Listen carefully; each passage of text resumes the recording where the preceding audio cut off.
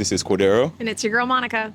So today we're going to be kind of discussing our experience that we had as student advocates for our state for the 2024 ANA Annual Congress. So yeah, let's talk about it. Let's talk about it. What is the ANA Foundation and what do we do as student advocates? So if you guys been keeping up with us, I'm a third year SRNA. Monica's also a third year SRNA. And what we do as student advocates is we really try to bring awareness to our program and some of the other SRNAs in our programs about the ANA Foundation and what they do. So what is it that they do? The ANA Foundation is like the philanthropic arm of the ANA. So they're two separate entities. So basically, what the ANA Foundation does is kind of supply all those grants, scholarships, and funding to students and the community in itself. For sure. And it's one of those things that's kind of very low key. The ANA probably really couldn't exist without the ANA Foundation because this is what's fueling all of the research telling us that we're safe providers.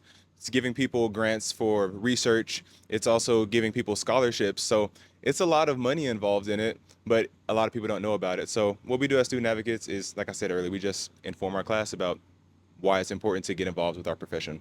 And informing our classmates that maybe through email presentations, a lot of people have kind of different routes that they choose to go through. Cordero and I personally, Jill, will send emails kind of encompassing any kind of updates that the ANA Foundation has provided us through our quarterly meetings. So what was really cool, let's talk about the conference. So the ANA conference this year was in San Diego. It's always somewhere really cool. Next year it's going to be in Tennessee. And through the ANA Foundation, they helped support us financially to go out there, and we got to volunteer.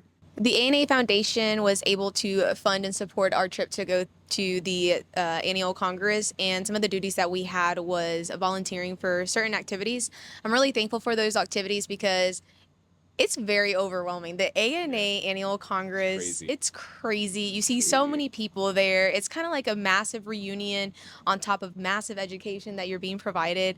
It was a great experience. So kind of being handed a schedule was really beneficial because I knew exactly what I was going to do at 9, at 10 o'clock, or where exactly I was supposed to report in order to kind of give back as in a form of my volunteering. So what were some of the volunteer things that we did? We worked at the ANA booth for a while, and that's pretty much just handing out people information about what the ANA Foundation does. Everyone that's donated, they get a certain type of badge that they get to wear and show everyone how much they donated. So we're also involved in that. But one of my favorite things that we did was actually the e-panels.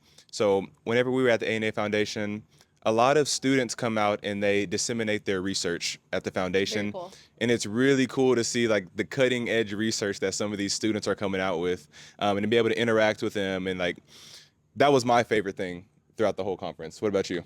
I agree. So I'm in the current process of finalizing my DMP project to see all these other students have their DMP project nice, crisp, in a presentable form, asking them questions. They were ready to answer anything they knew. So smart. It was like, wow, like you are me, I am you. I was like, I love this. It's like I can see that potential that we're going to have whenever we finish our DMP project, and having that knowledge base is super important. I completely nerded out. I talked to everybody in there, and to be honest, we've even implemented some of the things that we've learned from these posters in our newer clinical settings. So, the learning never stops. And like I said, I was very grateful to be given this opportunity to represent the ANA Foundation, but to also continue my education in different forms. And I think that's what the annual Congress provides for us, especially as students. Not only are you networking, but you're also connecting on a deeper level with certain individuals, prospective jobs, seeing what the new equipment is out there, and just continuing to learn on new evidence-based practice. And I think that is huge. We did want to let you guys know how awesome it was going to our first ANA annual conference, how awesome it was volunteering as student advocates, letting you guys know some of the things you can expect as a student advocate. So if you're in your program, consider applying. It really helps you kind of develop a leadership role within your program and within the profession as a whole. Absolutely. And just to kind of piggyback off of that, it really gets you involved in the community and the CRNA profession, and just a little bit more in terms of what it takes in order to kind of support other individuals and learn more about the scholarship opportunities and see what's out there, especially for students. So highly recommend, if you're part of your program, become a state representative. That way you get kind of more involved in politics. You get a little bit more knowledge in that realm of information that you're not really exposed to in school. And for us, we've been kind of motivated and moved to continue to represent our future states that we are going to be working at. So we're excited. And again, we really wanted to thank the ANA Foundation. Thank you for supporting us. Thank you for believing us. And thank you for giving us the opportunity to participate in the 2024 ANA Annual Congress. Yes, thank you guys so much.